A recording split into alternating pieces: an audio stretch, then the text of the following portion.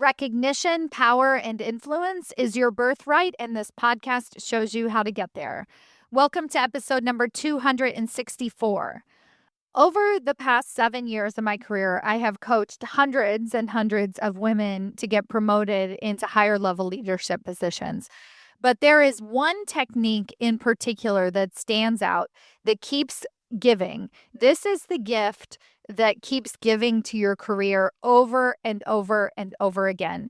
It is the technique that not many of my clients think of naturally, but it produces huge amounts of results, both in how you see yourself and the perception that other leaders at your organization have about you. All right, we're going to go into all the details of it today, so let's get started. Welcome to Women Changing Leadership. I am your host, Stacy Mayer, and I teach you how to get promoted, get paid, and bring your whole self to the leadership table.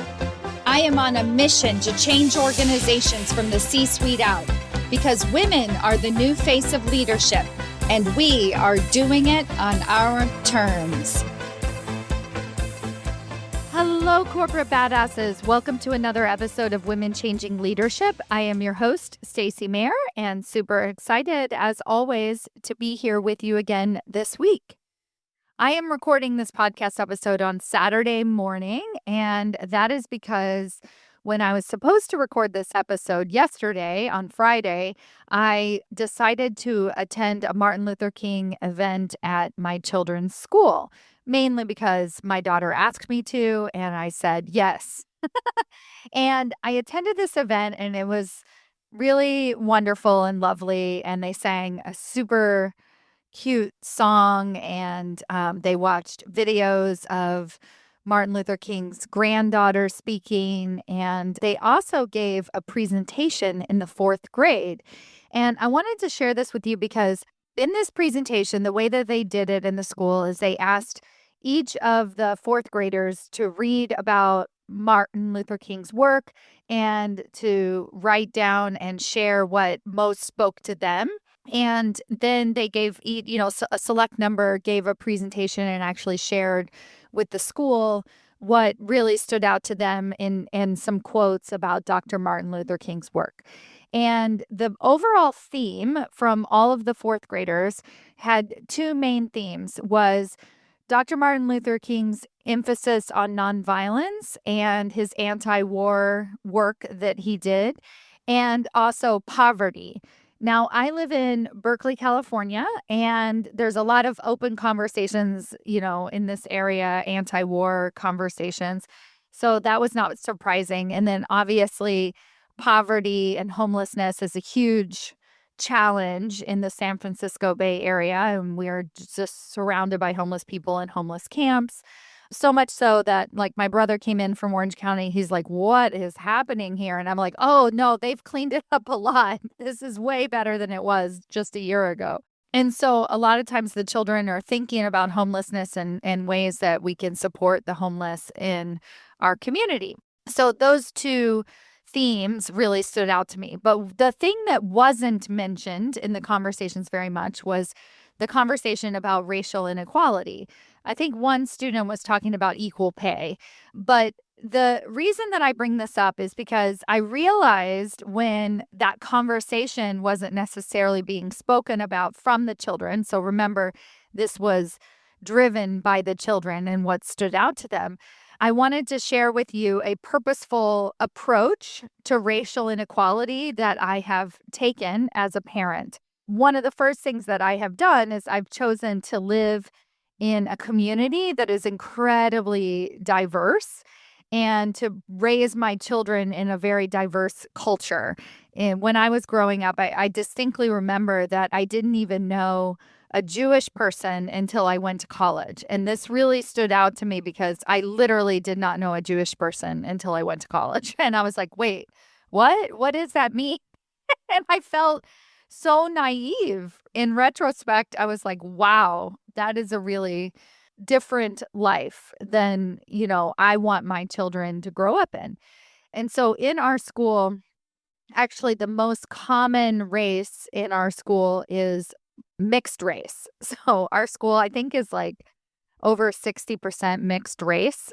And when I say that, like our school actually actively has affinity group programs and they have meetings and they talk about racial injustice and inequality, but they speak about it so openly and they talk about ways that we can be more inclusive, that this is just the normal everyday life for my children. And on Friday, when I realized that wasn't being spoken on the larger, stage, that wasn't the themes that the children picked, I also thought about this idea of, when you grow up, like similar to me, I did not grow up in a diverse environment. When I was taken out of that environment, I noticed it immediately. I was like, wow, I did not grow up in a diverse environment. This is scary. Like, how different was my upbringing?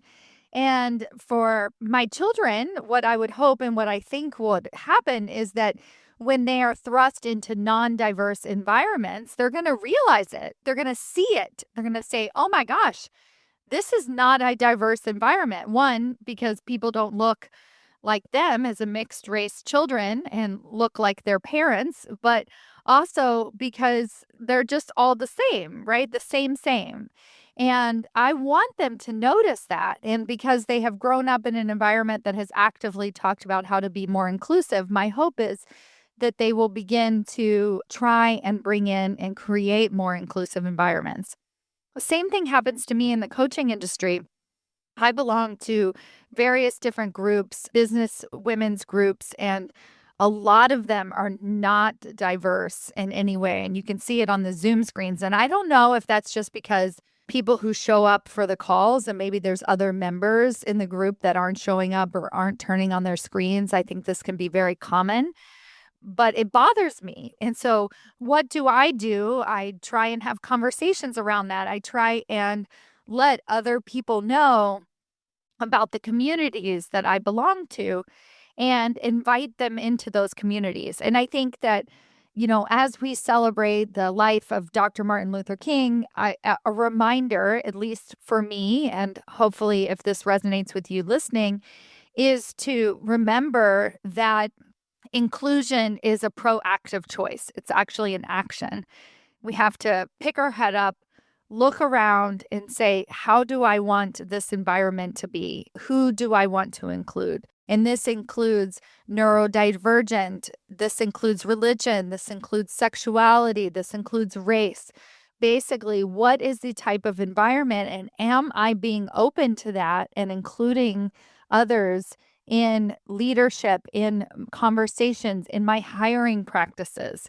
And when we can get more comfortable with noticing that, then we can start to make a change. We can start to affect change. But the first thing we have to do is notice, right? And sometimes we just need to open our eyes and look around like, oh, wow. So I was really proud of the students on Friday, and also I felt inspired, and I wanted to share that with you because I realized that that was a bit of a different point of view, and and also hear from some of your thoughts, how you have been trying to bring more inclusivity into the workplace as well as in your families.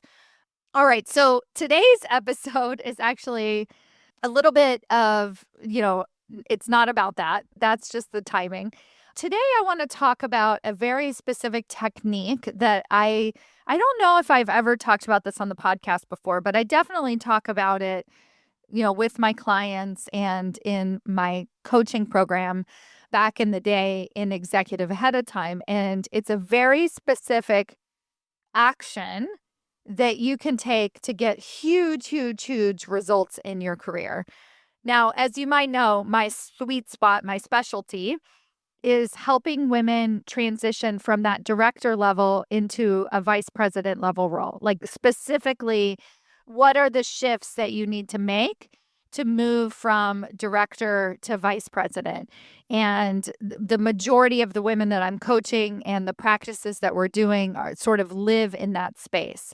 And this particular technique works incredibly effectively for that particular transition. Now, if you're a vice president trying to transition into the C-suite, this particular technique is not a technique, it's a requirement, right? It's not a gift. You'll hear about it here in a minute, and you're going to see why. It's something that you have to do. At the director to vice president level, a lot of you can get promoted to VP without doing this technique, but it certainly escalates and makes progress happen faster. And then, of course, at those lower level management positions, or perhaps moving from individual contributor into management, it's really good for you to hear this technique. I absolutely welcome you to apply it and try it. But also just kind of listening to this podcast episode and thinking about that is even a possibility, so that maybe perhaps a couple years from now, you're like, yep, I'm ready to try it. All right. So first of all, let me tell you a little bit of background as to where my thinking comes from and how I developed this particular thing that I want to teach you about today. And it is because, well, maybe it does tie into the beginning of this episode. I believe all people are created equal, that we all have inherent value. And so somebody, I mean, it sounds so stupid to say out loud. Somebody at the senior manager level has the same value as a C-suite executive. Like, it just like makes me laugh. Like, what bullshit to say that we don't. Like, that's insane. Of course, a senior manager has the same value as a C-suite executive, as a human being. We are people. We have inherent value. And quite frankly, a lot of the leaders that I work with are way smarter than those C-suite executives. Personally, I feel like they have tons more value. If given the opportunity, they could bring so much more to the organization than a lot of the executives that are sitting in those spots. So first of all, I want you to know that this comes from my core belief that we are all created equal and we all have the same value. Like, this is what I believe. Growing up, there's no hierarchy. Like, hierarchy exists, and it's important that we respect it and that we understand politically how to navigate that hierarchy. But, at the end of the day, we are all worthy humans, and we are all special people born the same. Like, we were all born exactly the same. So this is like huge, huge, huge that you understand this, so that you can also see how I jumped to this conclusion. So back in the day when I first started my coaching business, I was a little bit more focused on how to get women from the vice president to the C-suite level. And I actually had the opportunity in the first 6 months of coaching to coach 3 women to the C-suite. So they'd skip leveled from VP level all the way to the C-suite. And this was actually the universe telling me to keep going with my business, because I was onto something and I had a gift and I had an ability to see what was needed to make that transition. And what I was working with these women on, so this was when I'm saying at the VP to C-suite level, it's a requirement, was I was working with them to have conversations with CEOs. This is just a given. How do you speak to your CEO? How do you speak to other CEOs? What does your conversations look like with your CEO? So I would work with these women on how to talk to their CEO. And a lot of them at the VP level, they might have layers in between them. They, might not have a ton of access to their CEO. Maybe they hear their CEO speak, or, even some of them could report directly to their CEO, but yet they have a very formal working relationship with their CEO. Why? Because they're not necessarily in the C-suite yet, right? So they would feel like, that was overstepping. When I get in the C-suite, I'll develop a relationship with the CEO. Because what's going to actually get you to the C-suite is your freaking CEO. If you're going to be reporting directly to a CEO, you have to figure out how to talk to a CEO, how to build trust with a CEO, how to build trust with other C-suite executives. This is huge. Okay. Now, fast forward, as to once I get into my business, I realized that my true gift and my repeatable gift and the way that I really wanted to connect with women was in that director level to VP space. So really being able to show them how to make that leap. And I felt like it was a little bit more challenging than even making it from VP to C-suite. and that there were some just really basic tools that a lot of the women weren't even doing, like, for instance, getting out of the weeds and really learning how to think more strategically. And so that became part of my executive promotion process, and really training women up in order to pull themselves, even at those director level, being so far into the weeds, into higher level leadership positions mentally and from an executive communication standpoint. So I was working with them and thinking, well, why don't you meet with your CEO? Like, what? And this just opened up a huge gap and awareness of the problem that women were facing to get from director level to VP. And one was, it didn't even occur to them to meet with their CEO. Why? Because of hierarchy. So this is why I go back to, all women and men are created equal, is that we can meet with whoever the heck we want. We're allowed to ask for a conversation. Now, that other person might not meet with us in return. Like, they might say no, but hell yeah, you're allowed to ask. Are you kidding me? Like, it just like kind of blows my mind. So I remember saying this, to a couple of different women, like, have you ever met with your CEO? And they're like, no. What? How could that happen? I'm like, oh, is that because you don't have access to your CEO? No, I mean, I could. I mean, it's a pretty small company. I pass my CEO all the time in the hallway. Like, of course I could reach out to him, but, I never thought about it. And so then I started pushing the envelope and kind of testing this theory and saying, well, what if, these women started meeting with their CEOs? Like, how quickly could they get promoted as a result? And the results speak for themselves. This piece was a huge part of the process. And so, I have my 5-step executive promotion process, and I don't, meeting your CEO is not one of those steps, but it's a piece of one of those steps. So it falls under the category of building trust, building allies with higher level executives, because our boss can't be the only person advocating for our promotion. And as many of you unfortunately have, your boss isn't advocating for your promotions, right? So we need allies all across our organization. And imagine if your CEO wanted you to be promoted and wanted to advocate for you, of course you're going to get promoted. So, why wouldn't you reach out to your CEO to have a conversation? So this falls under the building trust category, and really, how do we build trust with those higher level executives? And this particular methodology, it's just like insert meet with CEO, is, I mean, just where does your brain go? Like, even start thinking about it. Of course, for a lot of my clients, when I first bring this up, it makes them want to throw up, and like, they're like, wait, what? That sounds awful. Like, oh my God, I don't even know what I would say. I can't ask for that meeting. Or on the other side, you're like, oh, duh, of course, I should just reach out to my CEO. Of course I should.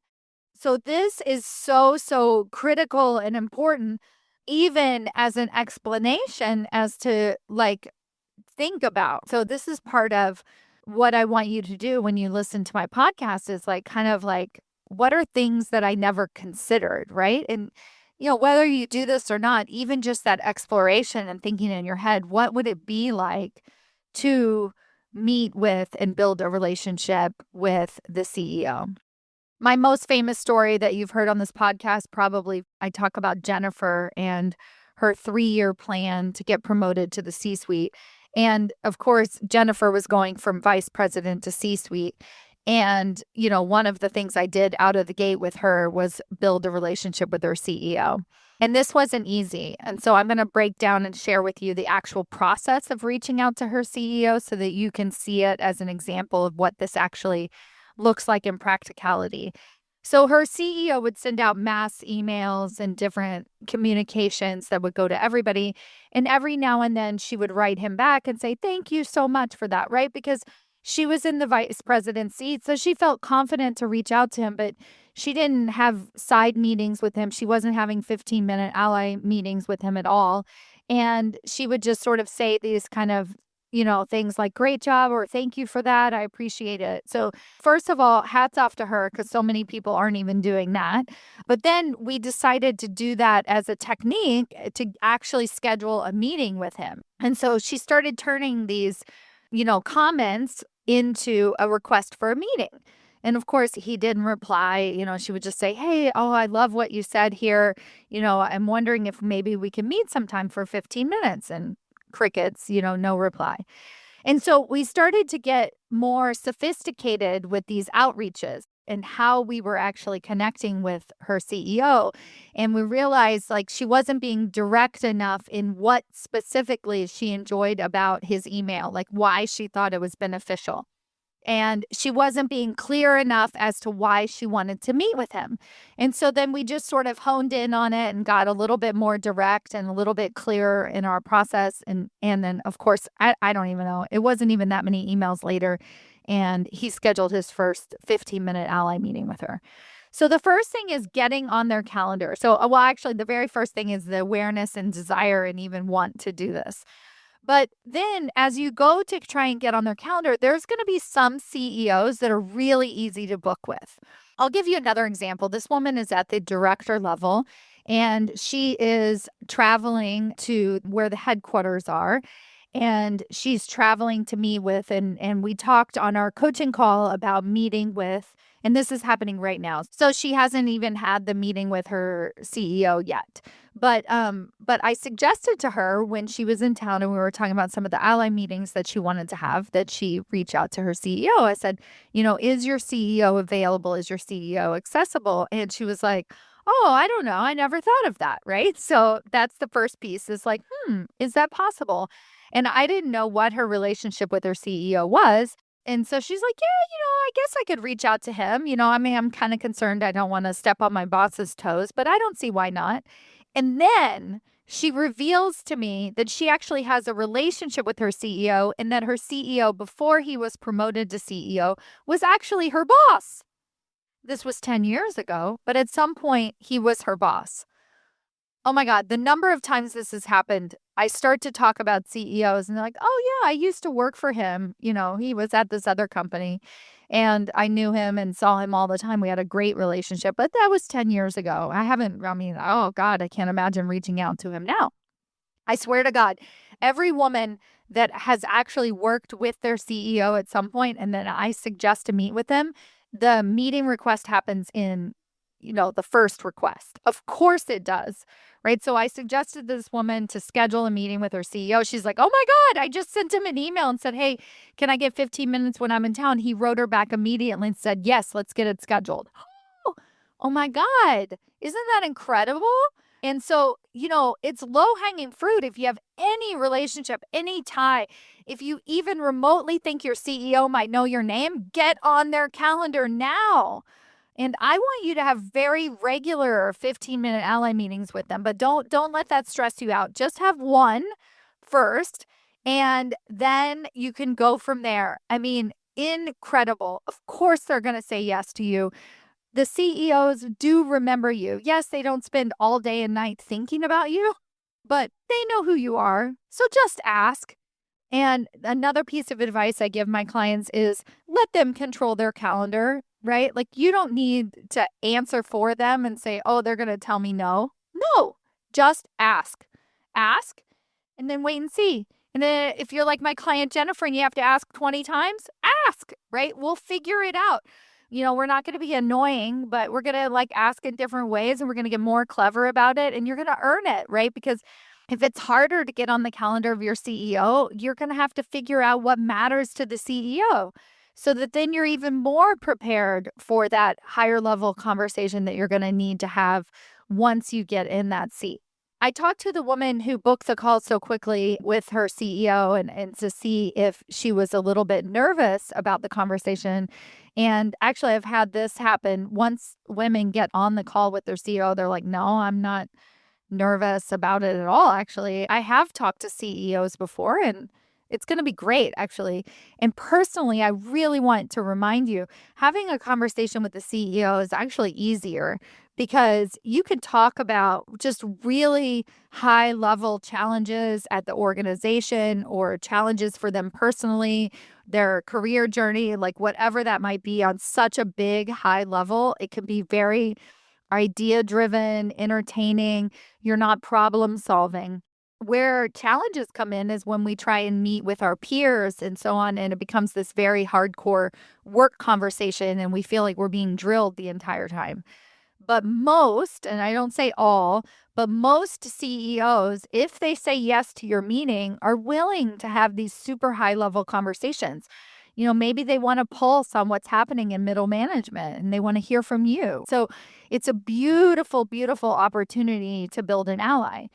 But I want to point out one of the flaws and what might be keeping you from actually scheduling this meeting. And typically, when we get to the root of it, it's not that we're afraid to have the meeting itself. We're afraid of what that will mean. Now, let me give you another example of a woman who, I helped her get promoted. The titles weren't this specific, but technically she was a director and she got promoted to, I would say the equivalent of like a vice president position. And then she was through my coaching, because she wasn't reporting to the CEO, but through my coaching, she started to develop a relationship with her CEO. And she felt really good about the conversations, and there were a lot of back and forth, and she just felt so empowered. That's the other thing is that, this isn't necessarily about getting ahead specifically. It's not like your CEO is going to pick up the phone and be like, why hasn't she been promoted? But it's about how you feel, and you feel so much more confident and engaged with the C-suite. Of course, you're going to raise your hand for a promotion to vice president. Like, it's just a given. Anyway, so she was having regular conversations with the CEO, and there was one call that she got on. She's like, Stacy, I'm devastated. And I'm like, oh my God, what happened? She's like, the CEO called me out in a meeting. And I was like, oh no, what did he say? And he said, he talked about the great work that we were talking about behind the scenes, and that I was the only person that reaches out to him on a regular basis, and how more people should do that. And I was like, oh, what's the problem? And she's like, I was so embarrassed. He totally threw me under the bus. And I was like, no, he didn't, but she's like, no, it feels terrible. Like my peers, and she didn't say this exactly, but basically the root of it is her peers are staring at her. Her peers are judging her. Her peers are saying, who does she think she is meeting with the CEO? Why does she get FaceTime with the CEO and I don't? And she just felt literally, her word was devastated. I feel devastated.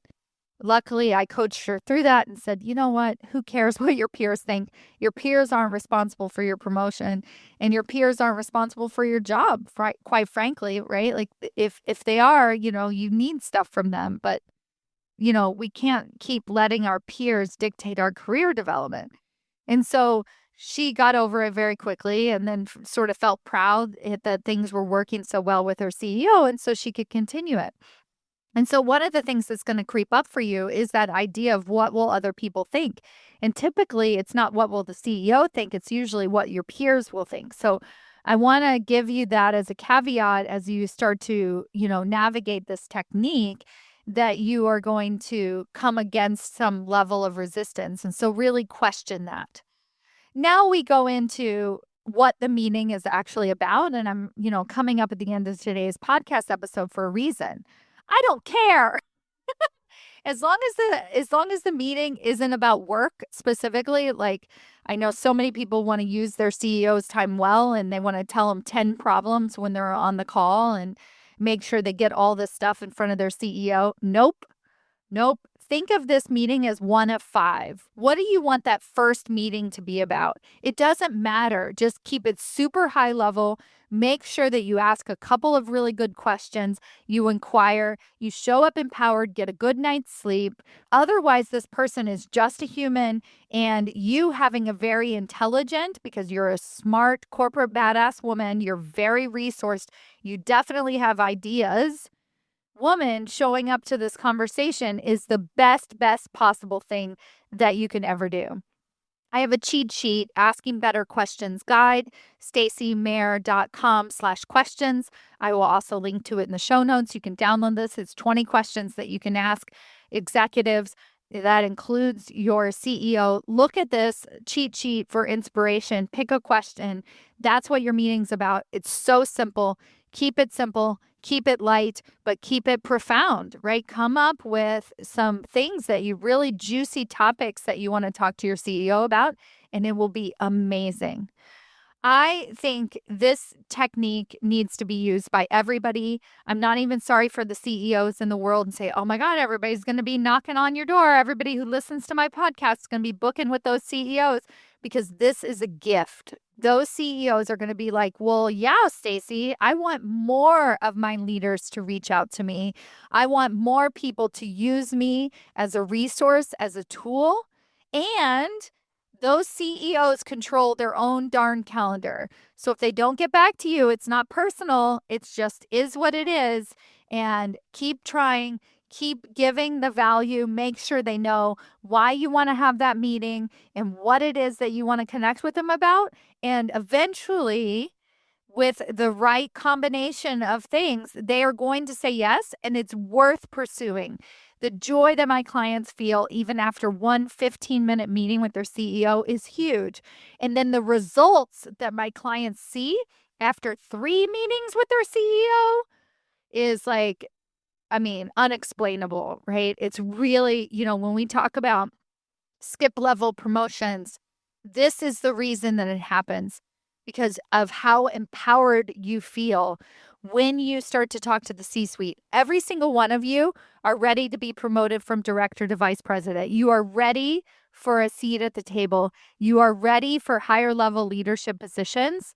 If you are in that VP seat already, you need to be having meetings with your CEO. If you are at the director level, you need to start thinking about it and let's get them on the calendar. Like, figure this out because this could be the missing piece to both your level of confidence, how you communicate, but also that those allies and that trust that you start building at the top, that you are ready and capable of that seat at the table. All right, my friends, good luck. It's amazing. Go use it, do it often, and let me know how it goes. Send me a message on LinkedIn. I want to hear from you. I want to hear, I met with my CEO. It was incredible. Or, Stacey, I'm still really nervous about meeting with my CEO. Totally get it. Everybody is.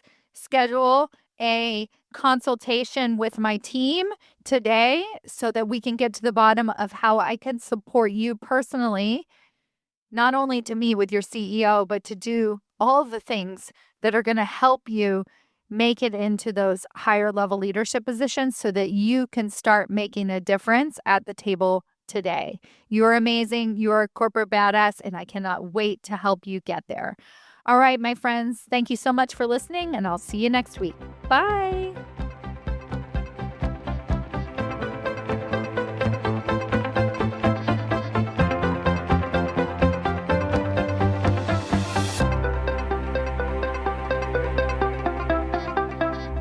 Before you go, I have a question for you.